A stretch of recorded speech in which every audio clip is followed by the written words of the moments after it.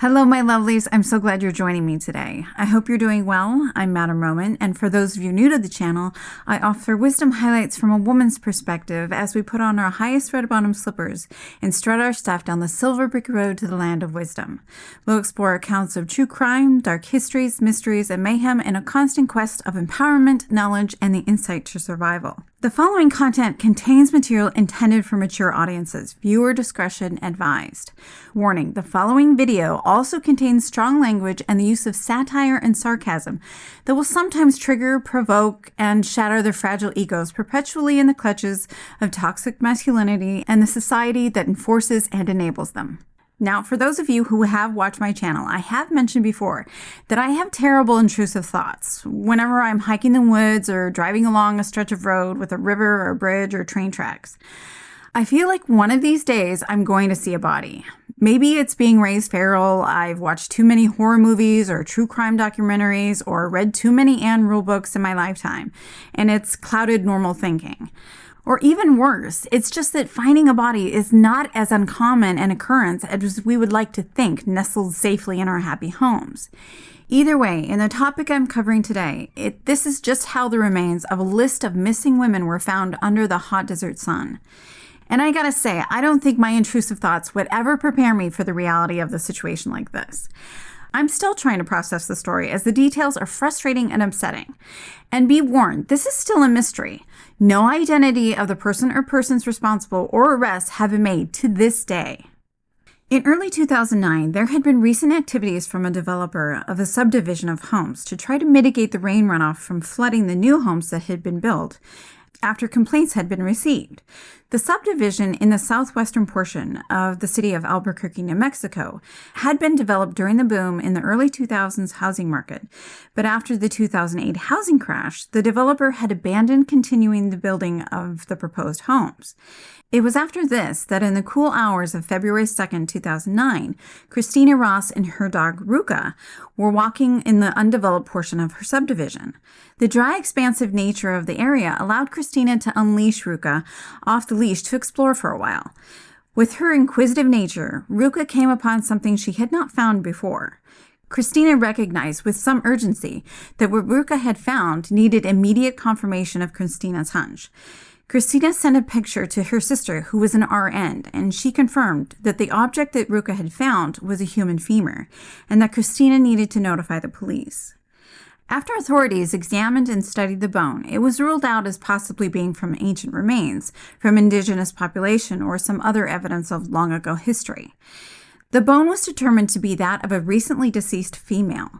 This information prompted the police department to start searching for the rest of the remains and to any clues to the woman's identity. It was in these steps that the remains of other women and children were found over the course of several months, searching through the literal tons of earth with backhoes and shovels in the barren land. To shock and horror, the Albuquerque Police Department found remains of 9 women and 2 teenage children that had died of homicidal violence and buried in the desolate West Mesa area. One of the women was pregnant at the time of her death, and also recovered were the remains of one unborn child. The remains were not found with any identifying clues. No clothing, no purses, no ID, no jewelry. Long before Christina and her dog Ruka, long before the housing crash or even the development of the area, there was one detective. Ida Lopez was a seasoned officer with years of experience, including working as a decoy in the sex trade on the streets of Albuquerque. The street of Route 66 that runs through Albuquerque as Central Avenue, or the War Zone as it is known to local law enforcement. This is the red light district, if you will, where impoverishment presents as homelessness, substance abuse, the sex trade, and the criminal elements of a society. But this is an area that people with little education, little career opportunities, little money, little hope have to survive on a daily basis with the few resources in a pull yourself up by the bootstrap kind of American dream, or let's face it, fantasy. And there was Detective Lopez, her petite frame, soft whisper voice, and calm aura belying her powerhouse tenacity and strength. As a mother of 2 small children who fought off and survived cancer, she returned to the police department in the mid-2000s in a capacity that seemed a perfect fit. Working in the missing persons unit as the only detective investigating missing person cases that would come along. It was in this role that she recognized a pattern of women that had and were going missing in the area. At first there were 2, and then 3, and then 5 missing. Lopez noticed similarities in each case.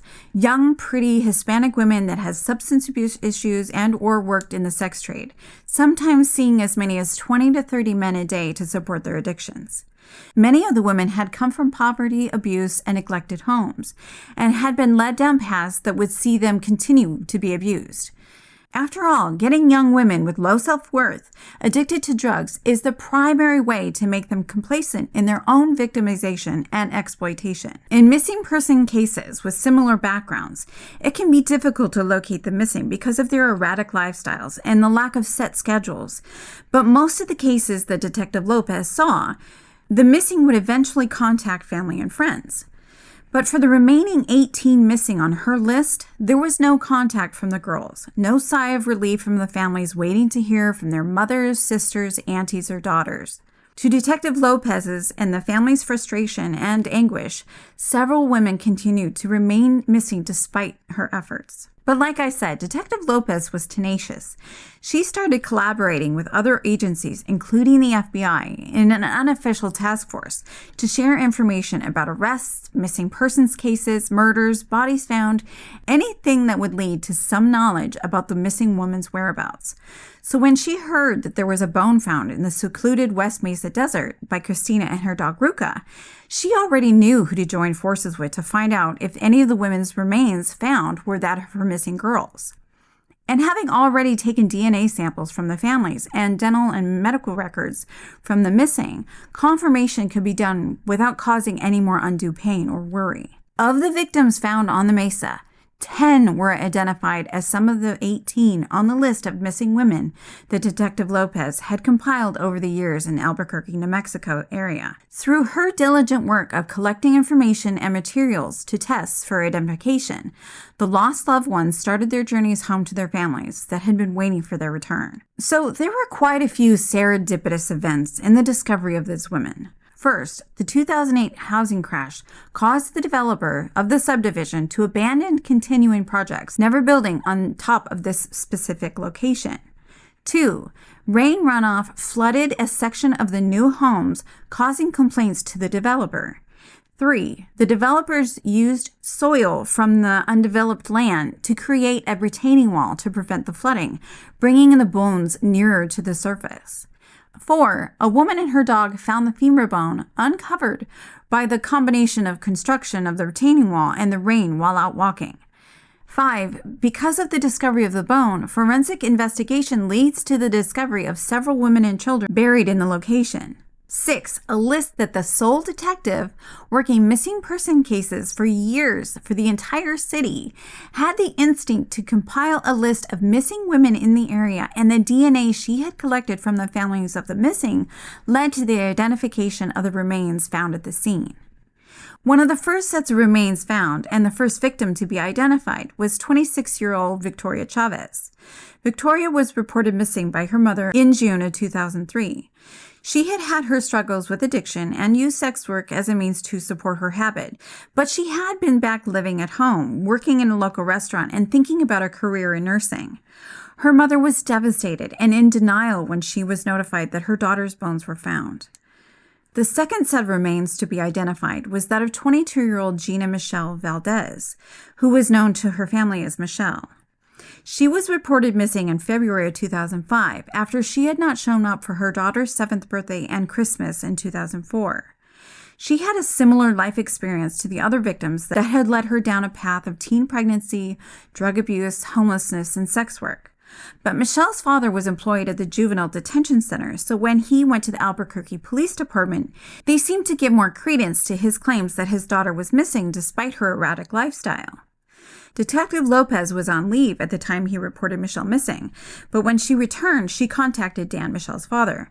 Dan's open book attitude towards information regarding his daughter and his equal tenacity to finding out her whereabouts with his own canvassing of the Albuquerque streets assured Detective Lopez that her instincts about women that had been going missing in the area was not a case of transient lifestyle, but more sinister reasons behind the disappearance. With list in hand, for years, Detective Lopez tried to get local news outlets to feature the missing women, even despite monthly vigils by family members to raise awareness. But for reasons like racism, misogyny, and classism, because let's get over the fantasy of trying to deny that these exist, little attention was paid to locating them. After all, these were working girls, which in decades past referred to any woman working outside the home, nurses and flight attendants in particular. The term has not changed in intended meaning of condescension and degradation, just the professions. After the bones were found, of course, things changed. Media outlets from across the country were scrambling for updates and intel into the investigation. Speculation of a serial killer and the rumors that had plagued the families for years were coming to the public's consciousness. With all the victims sharing the same physical features, approximate age, substance issues, being found killed in what seemed to be the same manner, and buried in the same location, it seemed unlikely to be more than one killer. But there were the rumors and the phone calls that many of the family members were made aware of by friends of friends or I heard sources. There were rumors that the women had met their end at the hands of drug cartels or because of their involvement in the circus or some dirty serial killer cop. From Las Vegas to LA to Albuquerque to Phoenix to Denver, the circuit was much like any other in times and locations of decades and perhaps centuries past. A vast network of exploited, vulnerable people that were moved from one major city to the next, and on, in order to keep the male clientele supplied with fresh meat. This theory was supported by the lone victim found that was not on Detective Lopez's list, Jane Doe number 7. She was believed to be a young black 14 or 15-year-old female child that had been found with her pink acrylic nails and a broken nose. A sketch had been made and it was distributed to the public to try and obtain any information or an ID, but there was no information forthcoming and no missing black females in the area. Detective Lopez eventually found her through the website for missing and exploited children. In November 2009, Jane Doe number 7 was identified as Selania Edwards of Oklahoma through dental records. Selania had a rough start in life. Her mother had been convicted and imprisoned for murder, and her father and her brother were also in and out of prison. She was a ward of the state, and not surprisingly, she had run away from a girls' group home. At 16 years old, she had been arrested in Denver and released in July of 2004 and had been last seen in Aurora. There were also rumors that some of the women had been murdered, beheaded, and buried out in the Mesa before they were ever found. Some of the families had received condolence calls from others in the community that had heard that their missing loved one had been the victim of a sinister members of an organized crime or similar. These rumors and finding Selania's remains with the other local girls gave credence to the speculation of the possibility of an organized criminal element involved. But not all of the girls were known drug addicts or sex workers. The last victim to be identified was that of 15-year-old Jamie Barella. She was with her cousin, 27-year-old Elizabeth Salazar, when they both went missing April of 2004 after leaving a family gathering. Jamie had told her mother that she would be right back when she left. She had even left her curling iron on. It was going to be that quick. Evelyn Salazar's remains had been identified through DNA 2 months before investigators notified Jamie's mother that her remains were found with the other West Mesa victims. She protested the idea that her daughter was a sex worker.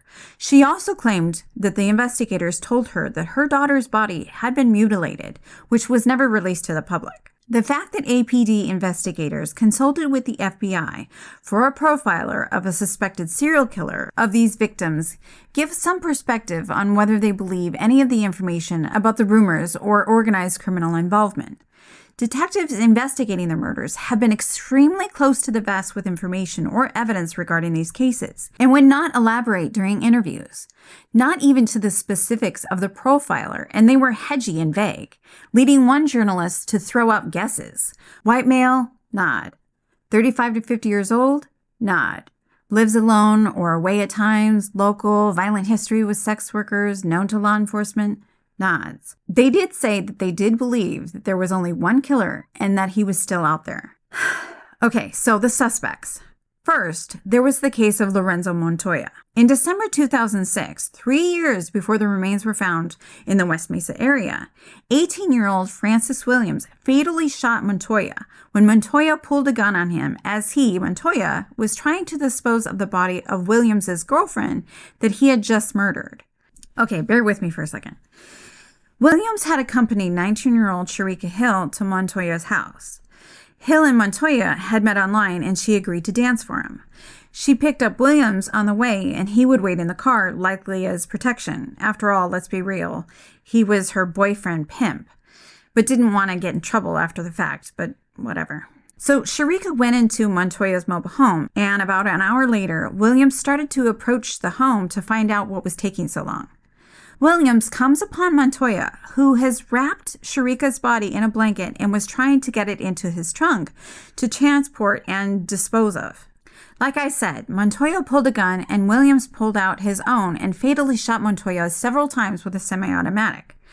Police discovered that Montoya had brutally and violently strangled and murdered Hill. In searching his residence, they found a videotape of what appeared to be Montoya having sex with what could have been a dead woman. Then off camera, the sounds of a garbage bag opening and duct tape as if wrapping the body of someone for disposal. Montoya was also arrested for solicitation in 1998, 1999, and 2005. In one case, he tried to strangle a sex worker, but was stopped by police officers and charged with felony assault, rape, and kidnapping.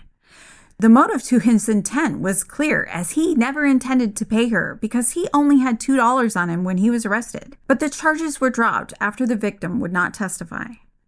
Now, remember, there were no bodies found on the mesa at the time Montoya was killed, so police were not looking for a serial killer. Other than the videotape of a potential crime with a victim they had not identified and Montoya's criminal record, they had no reason or other crime to link to him. Even looking back at the investigation of his potential involvement in the West Mesa murders, investigators had no solid evidence to absolutely conclude that Montoya was involved. Authorities were able to obtain satellite photos from the West Mesa area in 2002, 2004, and 2005, which clearly show a progression of increased activity at the burial site. The images show that someone was frequently going out to the area, and grave sites can be seen more and more with the passage of time. There are some that say that the trail to the site leads back the few miles to Montoya's mobile home location, but authorities haven't confirmed that. It also needs to be mentioned that the rash of missing girls stopped after Montoya was killed, even though the remains were not found until 2009. After the news reports about the discovery of the remains in the desert, tips started to come into the police department in hopes of leading to a person or persons responsible. One tip in particular came in from the ex-wife of a local man that soon became a suspect. I should say, despite initially having to prove that it wasn't just some woman trying to enact some sort of revenge against her ex, even though there were instances of domestic violence with police involvement during their marriage. Between 1990 and 2009, Joseph Blee had 130 encounters with police. So this guy was a real piece of work. He had previously been charged with the rape of a 14-year-old child, and the charges had been dropped. After looking into this guy, police found enough suspicious activity that they started surveilling him and noticed that he was surveilling and stalking sex workers. When investigators finally had enough probable cause, they obtained a search warrant for his house in which they found women's jewelry and underwear that did not belong to his wife or daughter. Ugh. Blee's DNA later matched a series of child rapes that had occurred in 1988, in 1990, and in 1993. It was then that he was charged with the rape of several 13 to 15-year-old female children near McKinley Middle School and became known as the mid-school rapist.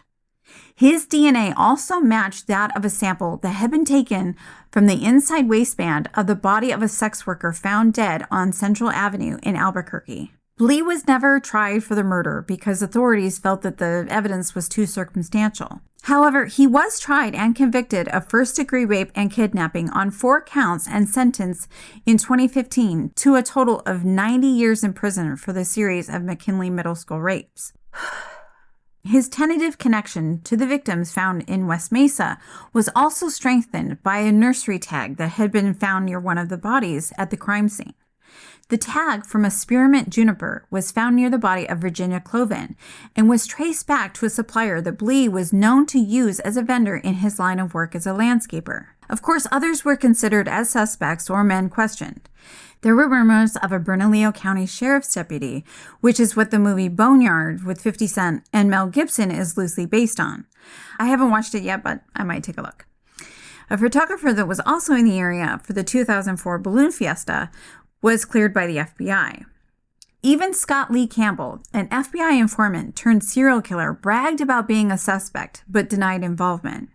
And even though he was in the area at the time, his victimology is different and he's not considered a suspect. And then due to recent events, perhaps taking a longer look at the one out-of-town victim should be considered more. It had been long known in the area, in hushed tones, about the 10,000-acre property named Zorro Ranch, with the 26,000-square-foot mansion with 4 bedrooms, 3 stories, an airstrip, helicopter landing pad, tennis court, farmhouse, guest houses, and even its own firehouse. This place had a reputation for holding dark secrets. The land was sold by former New Mexico Governor Bruce King, who continued to own vast property next door. It was sold to Cypress Incorporated through Zorro Trust, which were all shell companies for Jeffrey Epstein. After Epstein's sex offense conviction and release from Florida for prostitution of a minor, he started fresh in 1993 in New Mexico, where he would not have to register as a sex offender or curtail his sick perversions that he had become accustomed to with women and female children. It is said that at Zorro Ranch, he was able to continue to host powerful men as he had in other locations, providing them with droves of beautiful women. And I say that with quotations because they may have been female, but the word women implies adult female. I think we can clearly confer that this wasn't always the case. Some of these powerful men were named by accusers claiming sex abuse at the hands of Epstein's sex trafficking ring. I'll have to do a separate video on this matter because there is just a lot of information and I definitely think it needs to be addressed. With what was rumored then and from what we know now, Epstein's presence in Albuquerque from 1993 to 2019 certainly raises questions to his knowledge or involvement into any sex trafficking that could have played a role in the West Mesa murders. Was Solania's presence among the local women proof of some organized criminal activity? Were the women killed because of a potential link? But again, detectives say they believe the West Mesa serial killer was one suspect, has not been caught, and are still looking for him. There are still 8 women on Detective Lopez's missing persons list that went missing during the years 2003 to 2006 that were possibly the work of West Mesa serial killer. Any information regarding the whereabouts of these missing is still being sought. Because of the development prior to the discovery of the remains, it is still unclear how many victims are still on the mesa beneath the homes that were built there. Additionally, there is no current legal way to test the DNA of Lorenzo Montoya since his death. There is a bill in New Mexico that, if approved, would allow DNA of a deceased person to be tested to confirm or rule out involvement in criminal activities, but many still wait the answers that it may provide. There is also a $100,000 reward for any information that would lead to a person's arrest and conviction for these murders. In memory of the victims found buried in 2009, a beautiful park was created at the site for the family members and the community to gather and remember the lives taken. I love that it was created in a way that on November 25th of each year, the sun shines at the center of the plaza, the day of International Day of Elimination of Violence Against Women. There is also a plaque in appreciation for Christina and her dog Ruka, who has since passed. If it had not been for them, these women and children may have never been found. These families may not know who is responsible for what happened to their loved ones, but they have them home. So for my Madam Roman Wisdom highlights. Until we live in a society where women and children can be safe and don't have to be told to behave differently in order to keep themselves safe, here we go. Number 1, create community wherever you can, wherever you are. I know this can be difficult considering circumstances that put restrictions on safety, but something is better than nothing. Create a network of women to protect each other and look out for one another. This is how women have survived for millennia. Let us use our power and protect each other. Number 2, similar to Detective Lopez's sentiment about all life has meaning and matters, I say you matter.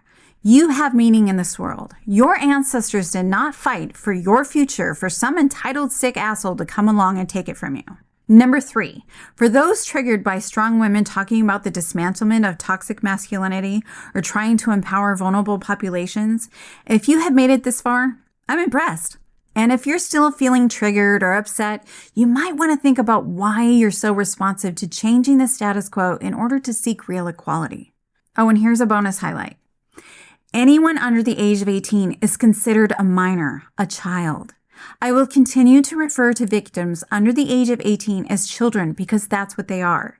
This BS about changing the age of consent to 14 years old is disgusting. If you're a parent, can you imagine your 14-year-old having sex with an adult man, possibly significantly older? And if you can, you have deeper issues. Woosah. So that's it for today, my lovelies. Who do you think is behind these murders? Is it one person, several people, or an organization? Was there a Jeffrey Epstein connection? Definitely let me know your thoughts. Thank you for listening to the end. And if you enjoyed this video, don't forget to check out my other videos on MAGA-loving Glenn Rogers, Dennis Nilsen, who wanted life to imitate art, or the Times Square Ripper, Richard Cottingham, who wanted to be the best serial killer. Like I said, please let me know if you have any comments or questions down below. I'm always interested in hearing what you have to say. Thank you for watching and be safe. As always, sending you silver streaks of wisdom.